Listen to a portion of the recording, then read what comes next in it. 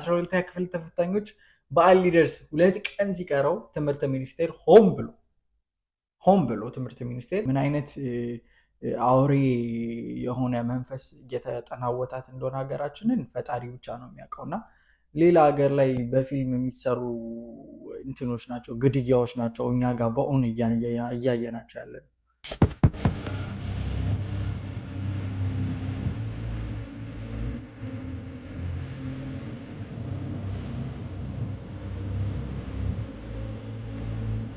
ሰላም ሰላም፣ እንዴት ናችሁ ቤተሰቦቼ? እኔ አለው የተመሰገነ ይሁን። ዛሬም ባበዱ ቪዲዮዎች ተመልሼ መጥቻለሁ። ፈታ ዘና እንደምንል ተስፋ አደርጋለሁ። ሁላችሁ ለዚህ ቤት አዲስ ከሆናችሁ ይህንን ቻናል ዛሬ ገና እያያችሁት ከሆነ ከዚህ በኋላ ደጋግማችሁ እንድታዩት ሰብስክራይብ ማድረግ እንዳይረሳ። ሁላችንም ቪዲዮን ከመጀመራችን በፊት ላይክ እያደረግን ቪዲዮችን እንጀምራለን። አሪፍ አዝናኝ የሆኑ ቪዲዮችን ይዤላችሁ መጥቻለሁ። በዛ ላይ ደግሞ ጊዜያችንን የጠበቁ በጣም የሚያሳዝኑና ሁላችንም ልንነጋገርባቸው ይገባሉ ብዬ የማስባቸውን ጉዳዮች ዛሬም ደግሜ ይዤ መጥቻለሁ ማለት ነው። 12ኛ ክፍል ተፈታኞች በዓል ሊደርስ 2 ቀን ሲቀረው ትምህርት ሚኒስቴር ሆን ብሎ ትምህርት ሚኒስቴር ውጤታችሁን ስለለቀቀ በጣም አድርጌ አዝናለሁ። ትምህርት ሚኒስቴር በጣም የማይሰራ ስራ ነው የሰራችሁት። ከባድ ፋውል ነው የሰራችኋቸው 12ኛ ክፍል ተፈታኞች። በእንደዚህ አይነት ወይ እንደሚወድቁ ማሳሰባችሁ እሱ ሳይቀር ጭራሽ በዓል ሊደርስ 2 ቀን ሲቀረው ውጤታቸውን መልቀቃችሁ በጣም ነው የሚያሳፍረው የሚያሳዝነውም። ልጆቹ ቢያንስ የበዓል ምግብ በስነስርዓት እንኳን ጥግብ ብለው በልተው ከጨረሱ በኋላ የሆኑትን ቢሆኑ እንኳን ምን ነበረበት? ትንሽ እንኳን ይቺን ብታስቡላቸው ምን ነበረበት? የሚጀመርበት ቀን ቢገፋ አይሻልም ወይ? እነዚህ ልጆች በዓልን ሳይበሉ ከሚውሉ። ትምህርት ሚኒስቴር ልክ አልሰራችሁም። ለማንኛውም ግን ውድ ቤተሰቦቼ ዛሬም ባበዱ ቪዲዮዎች መተናል። እንግዲህ ወደ ቪዲዮ እንሄዳለን። ሜክ ሹር ሰብስክራይብ ማድረጋችሁን ላይክ ማድረጋችሁን። ወደ ቪዲዮ። Trying Ethiopian food for the first time, so I got the kifo, lamb tibs. I got kifo. If you don't know, this is raw meat. This meat in here is not cooked. But my friend that's Ethiopian said this is the right way to eat it. Don't get it cooked. So I'm gonna do it for the culture. So I guess this is kind of like Ethiopian fufu. You want to take this, the thing that looks kind of like a sponge or a towel, and you just want to sponge. Just scoop it in here. This is lamb tibs, so it's just like lamb meat. If you've ever had lamb before. When is it?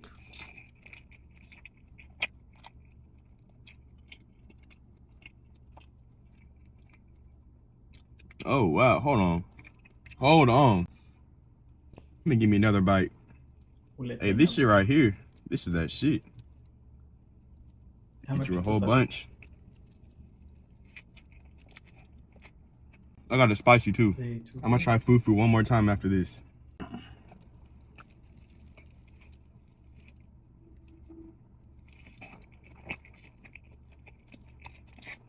I get this shit right here at 10, bro. I don't care.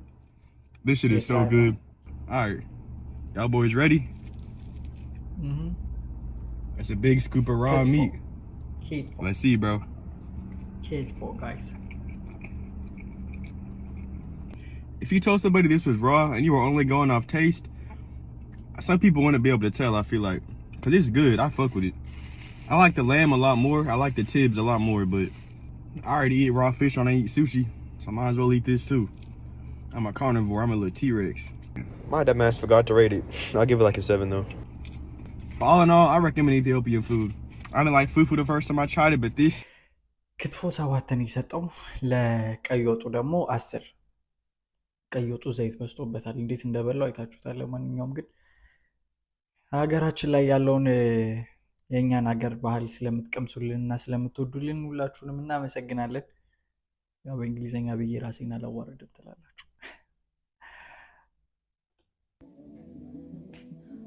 ሃሎ ሰላም አለይኩም ሙርሺድ፣ አገባሽ በሰላም? ወላሂ ተገናኘች ተሁሉም ጋር ሁሉ አገር ሰላም ነው?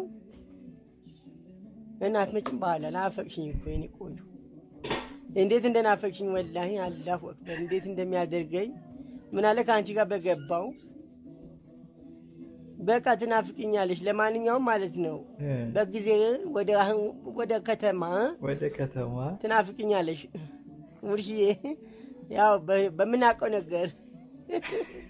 ሙርሹ እንደምንም ብለሽ ከቻሳው እንዳትቀሪበት በሞቴ ብሎሽ እንዳታረጊው በሞቴ ብሎሻል። ቀርተሽ እንዳታስደነግጩ በእናትሽ ሰምተሽኛል? እንደዚህ ተኝቶ እየፋቀ ጥርሱን ምናምን ነገር እየተሽኮረመመ አውርቶሽ ከቀረሽ ደስ አይልም። ኢትዮጵያ ልዩ ጥቅም ላይ እመጣለሁ ካለች ግብፅ በእንግሊዘኛ ነው ቪዲዮ የሚጀመረው። ዮኒ ማኛ ሰጥቷታል። አንድ ከባድ ሚዛን ኢትዮጵያ ሰጥቷታል፣ የማይደራደርላት በእንግሊዘኛ እየሰራው ግብፅን ቀዘን በቀዘን አረጋታል። ወይኔ እነዚህ ምስኪን ግብጾች ሊያልቁ ነው በእንግሊዘኛ። እነሱ ጦርነት የገጠሙ መስሏቸው በክላሽ ሲመጡ እኛ በእንግሊዘኛ በሺት በቡልሺት ቅልጥማቸው በኒጋ በእንግሊዘኛ መረፍረፍ።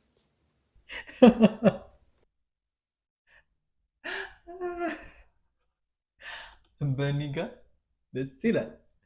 ከባድ ነው። በሺት በቡልሺት እና በኒጋ እናባረራቸው። ኑ ወየውላችሁ። ተሳስተሽ የመጣሽ አንድ ግብፃዊ መጨረሻችሁ ነው። በሺት በቡልሺት እና በኒጋ ነው የሚያባረራችሁ። አቤት አለቃ፣ ምን እንታዘዝ? እኔ እንግዲህ እንደምታየኝ አይነ ስውር ነኝ። ስለዚህ እናንተን ስለማላምናችሁ ሹካ አምጣልኝና ያ ሹካ የነከው ምግብ አዛለሁ። ምን ለማለት ፈልጎ ነው?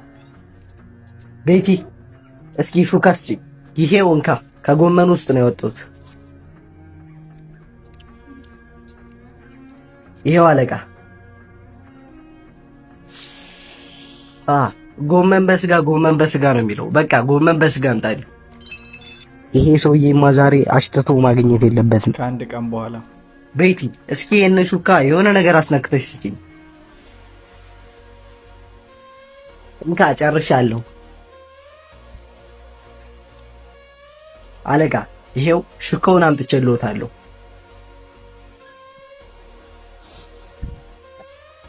ቤቲ እዚህ እንደምትሰራ አላውቅም ነበር። ታውቃለህ? አዎ እዚህ እኮ ነው የምትሰራው። ሬላሽ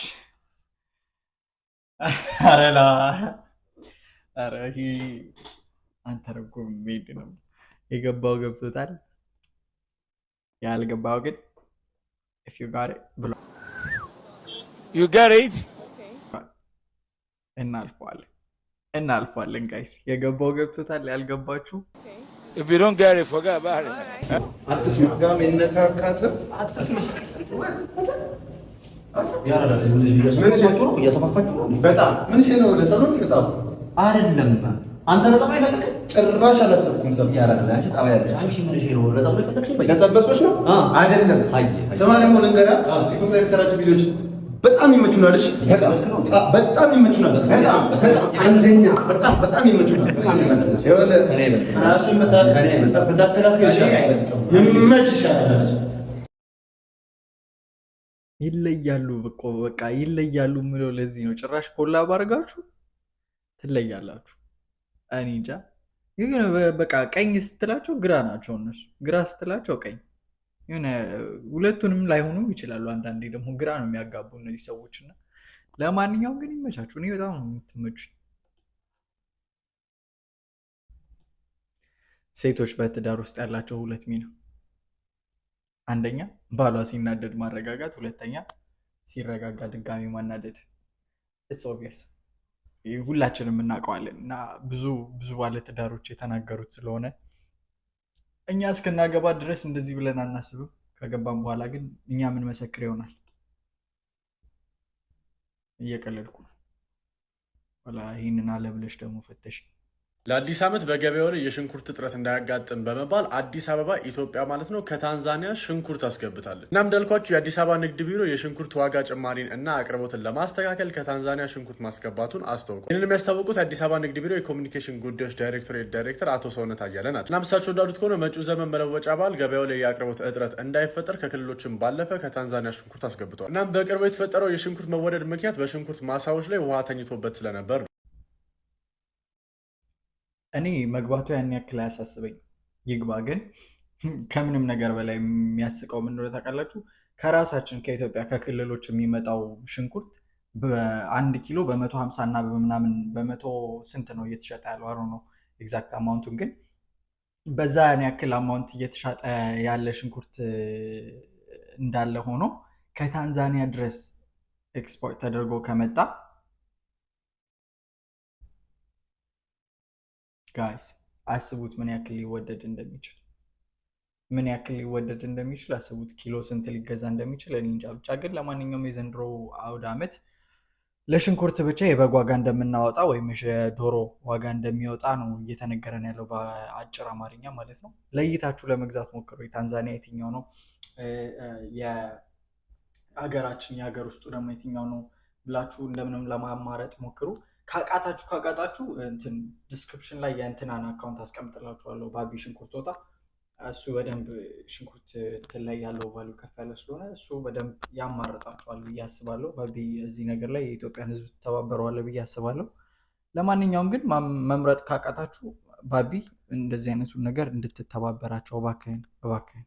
እቺ ከጀርባ የምትመለከቷት ልጅ ላምሮት ባህሩ ትባላለች። የ12 ዓመት ልጅ ስትሆን የምትኖረውም ድሬዳዋ። እናም ከሰሞኑን በአሰቃቂ ሁኔታ አንገቷ ታርዶ ተደፍራ ተገላ አይኗ ላይ ሹጋ ተሰክቶባት በአንድ ሰው ቤት ውስጥ ይገኛል። ይህን ያደረገው ግለሰብ ደግሞ የ18 19 ቢበዛ 20 ዓመት ልጅ። እናም አካባቢ ላይ የነበሩ ሰዎች ታሪኩ እንደነገሩ ይልገራል። ይሄው ግለሰብ እሷን ፍለጋ ወደ ቤቷ ተደጋጋሚ ጊዜ ይሄዳል። ነገር ግን እሷ በቤት አልነበረችም። ትምህርት ልትመዘገብ ሄዳ ነበር። ነገር ግን ልጁ በሶስተኛ ሲፈልጋት ያገኛት። ከዛም ልጁ ቤት ሎሚ ስላለ እኔ ሎሚ ከኛ ቤት ውሰጂ ብሎ ወደ ቤት ይጠራል። ነገር ግን ቤቱ ስትገባ ልክ እንደገባች አንገቷን ብሎ ይጥላታል። ይህ የሚሆነው 5 ሰዓት 6 ሰዓት አካባቢ ላይ ነው። ከዛ ሰዓት ጀምሮ ቤተሰቦቿ ከስራ እስከሚመለሱ ድረስ እቺ ልጅ እዛው ነበር። ከዛ በኋላ ቤተሰቦቿ ከስራ መጥተው ልጅቷን ሲፈልጓት የለችም። ሰፈር ውስጥ ሞቶ ይፈልጓታል፣ የለችም። ከዛ በኋላ ልጅቷን ልጁ ቤት ስትገባ አይቻታለሁ የሚል ልጅ ይመጣል። ከዛ በኋላ ቤቱ በፖሊስ ይከበባል። ከዛ በኋላ ብዙ ጭቅጭቅ ይፈጠራል። አባትም ልጄን እፈልጋለሁ ይላል። ነገር ግን ቤቱ በፖሊስ ስለተከበበ መግባት አልቻለም። ከዛ በኋላ የተከበበውን ሰው ከተበተነ በኋላ ሌሊት 6 ሰዓት አካባቢ ማለት ነው ፖሊስ እቺ ልጅ አስክሬኗ ማለት ነው ከቤቷ ይዞ ይሄዳል። እናም እንዳልኳችሁ አስክሬኗ ሲታይ አንገቷን አርዷታል፣ አይኗን በሹካ ወቅቷታል፣ ቅንድቧ አላጭቷታል። እቺ ልጅ ደፍሮ ገሏታል። እናም በአሁኑ ሰዓት ላይ ይህንን ድርጊት የፈጸመው ልጅም አባትየውን በፖሊስ ጣቢያ ይገኛል። ቤቱን አሁንም ድረስ ፖሊስ ከቦታል። ምክንያቱ ደግሞ ይሄ ልጅ ከዚህ በፊት እንደዚህ ያደረገው ነገር ሊኖር ስለሚችል ቤት ውስጥ አስክሬን ሆኗል በሚል እሳቤ ነው።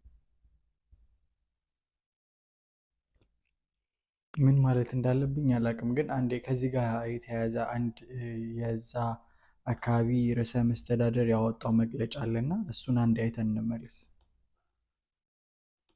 በሴቶች ላይ የሚፈጸመውን ጥቃት ለማስቆም ሕጉ መቀየር እንዳለበት ከፍተኛው ባለስልጣን እንዲሁም ደግሞ የድሬዳዋ ከተማ ከንቲባ የሆኑትም አቶ ከዲር ጀዋር በሚዲያ ላይ ተናግረዋል። በዚህም ታዲያ በድሬዳዋ ከተማ ተገላለች የተባለችውን የ12 ዓመት ህፃንንም አስመልክቶም አቶ ከዲር ጀዋር ይህንን የቪዲዮ መልእክት አስተላልፈዋል። አድምጡት። ይሄ ለማንም ብለን አይደለም ሕግ የምናስከብረው።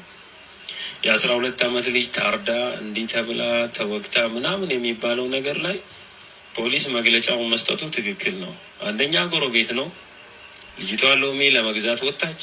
ኦልሬዲ የተደረገው ነገር ላይ እዚህ ያለ ተብሎ የተፈጠረ ነገር ደግሞ ቢያሳዝንም ደግሞ ከዛ በኋላ ተፈልጎ ወጣቱ አልተያዘም የሚባለው ነገር ውሸትም ስለሆነ ለህግ ቀርቧል። ግን ህጎች ደግሞ ግን ሊሻሻሉ ይገባል። ተገቢውን ወንጀል የፈጸመ ደግሞ ግን ተገቢውን እርምጃ ደግሞ ግን መወሰድ አለበት። ይሄ ነው ሊስተካከል የሚገባው። አንደኛ ወይም እዚህ ያለው የሚሻሻለው ነገር የለም። በፍትሐ ብሔር በወንጀልም ቢሆንም ተገቢውን እርምጃ ነገ እንዲህ አይነት ነገር ልጆች አለን፣ እህቶች አለን፣ ጎረቤት አለን፣ ያለ አባት የሚያድጉ ልጆች አለን። ለነሱ ደግሞ ግን ጥላ ሆነን ያለውን ነገር መሄድ አለብን። ግን እንደዛውም ሆኖ ደግሞ ፈጣሪ ቤተሰቦቻቸውንም ያጽናና፣ እኛም ደግሞ ግን በአካል ሄደን ማጽናናት ይገባናል የሚል ነገር አለኝ። ድሬዳዋ ላይ ከምንም በላይ ቢሆን ህግ ልክ እንዳለው ነው። እግዚአብሔር አምላክ መጽናናቱን ይስጣችሁ ሁላችሁም ቤተሰቦች። የዚች ልጅ እናትና አባት ቤተሰቦች ብቻ ሳይሆን በእንደዚህ አይነት ድርጊት ሚዲያ ላይ የወጣችሁም ያልወጣችሁም ሁላችሁም ከዚህ በፊት እንደተናገርኩት ነው። እግዚአብሔር አምላክ መጽናናቱን ይስጣችሁ ለሁላችሁም። ግን እንደተባለው ነው፣ የአንድ ሰው ብቻ ስራ ሊሆን አይገባም። ህጉ መቀየር ካለበት መቀየር አለበት። ትምህርት ሊሆን ይገባል። እስከ መቼ ነው የኢትዮጵያ ህግ የሰው ህይወት ብቻ እየተቀጠፈበት በምህረት እና በይቅርታ የ25 ዓመት ፍርድ ወደ 14 ዓመት የሞት እስራት የሞት ፍርድ ወደ እድሜ ልክ እየተቀነሰ የሚኖረው? የስንት ሰው እንባ የስንት ሰው ህመም ያለበት ሰው ነው ያ ሰው እና በስነ ስርዓት መቀጣት ባለበት ወይ ይቀጣ። ማንም ፈራጅ ላይሆን ይችላል፣ ግን አንዳንዴ የራሳችንን በር አንኳኩቶ እስኪመጣ ድረስ መጠበቅ የለብንም እና ይሄ መልእክት ያደረሳችሁ ሰዎች፣ የሚደርሳችሁም ሰዎች፣ የሚመለከታችሁ አካላት በሙሉ ተባብራችሁ ህጉ እንዲቀየር ብታደርጉ፣ አሊያም ደግሞ በእንደዚህ አይነት ስራ ላይ የተሰማሩ ያሉትን ወጣቶች ቦታ ብታስይዙልን። በዛ ላይ ደግሞ ሰምታችሁታል፣ ልጁ ከ18 እስከ 20 የሚገመት ልጅ ነው። የኔ ራሱ የ2 ዓመት ታናሽ ማለት ነው። 20 ራሱ ቢሆን 20 ዓመቱ ቢሆን እንኳን የኔ ራሱ 2 ዓመት ታናሽ ነውና ምን አይነት ጭካኔ ምን አይነት አውሬ የሆነ መንፈስ እየተጠናወታት እንደሆነ ሀገራችንን ፈጣሪ ብቻ ነው የሚያውቀውና ሌላ ሀገር ላይ በፊልም የሚሰሩ እንትኖች ናቸው፣ ግድያዎች ናቸው እኛ ጋር በኦን እያየናቸው ያለን። ባለፈው በአፏ አሸዋ ተጨምሮ ምን ብለን ተሳቀን ሳንጨርስ አሁን ደግሞ አንገቷ ተቆርጦ አይኗ ላይ ሹካ ተሰክቶ ተደፍራ አላቅም። ሴት ላይ ደግሞ እየበዛ መጣ ይሄ ነገርና እኛ ሀገር ላይ በተለይ በዚህ ዓመት እየሰማናቸው የነበሩ ብዙ አይነት አሰቃቂ የሆኑ ግድያዎችን አይተናል፣ ሰምተናል። እግዚአብሔር አምላክ እንግዲህ እንባችንን ያብስ፣ ያዘኑትን ያረጋጋ። ምን እንደሚባል አላቅም። 2017 አዲሱ ዓመት የሰላም የደስታ የፍቅር እንዲሆንልን እመኛለሁ። ለሁላችሁም እንባችሁ ለፈሰሰ የእንባችሁን ምላሽ የምታገኙበት ዓመት ያደርግላችሁ። 2017 አዲሱ ዓመት የደስታ የምትስቁበት ይሆንላችሁ ማለት እፈልጋለሁ። እንግዲህ ከዚህ በኋላ ከአዲስ ዓመት በፊት ቪዲዮ ማለቀ ከሆነ ለሁላችሁም ኢትዮጵያውያን በሙሉ ሁላችሁም እንኳን ለ2017 ለአዲሱ ዓመት በሰላም በጤና አደረሳችሁ ማለት እፈልጋለሁ። ሐዘናችሁ ያልታበሰ ሐዘናችሁ የሚታበስበት፣ ችግር ላይ የወደቃችሁ ከችግራችሁ የምትነሱበት፣ በህመም ያላችሁ የምትድኑበት፣ የታሰራችሁ የምትጎበኙበት፣ ከስህተታችሁ የምትታረሙበት ዓመት ያደርግላችሁ ያደርግልን። ሰላሙንና ጤናውን ለሀገራችን ያስጥልን ያድርስልን። ቤተሰቦቻችንን መላው የምንወዳቸውን አካላት በሙሉ ይጠብቅልን። ፈጣሪ ከሰማነው ካየነው ከብዙ አሰቃቂ ነገር በሙሉ ይጠብቀን ማለት እወዳለሁ። ለሁላችሁም መልካም አዲስ ዓመት ይሁንላችሁ ማለት እፈልጋለሁ። በቀጣይና በአዲስ ቪዲዮ እስከምንገናኝ ድረስ ሁላችሁም ቤተሰቦቼ ሰብስክራይብ፣ ላይክ ማድረግ እንዳይረሳ። እወዳችኋለሁ። ሰላም ሁኑልኝ።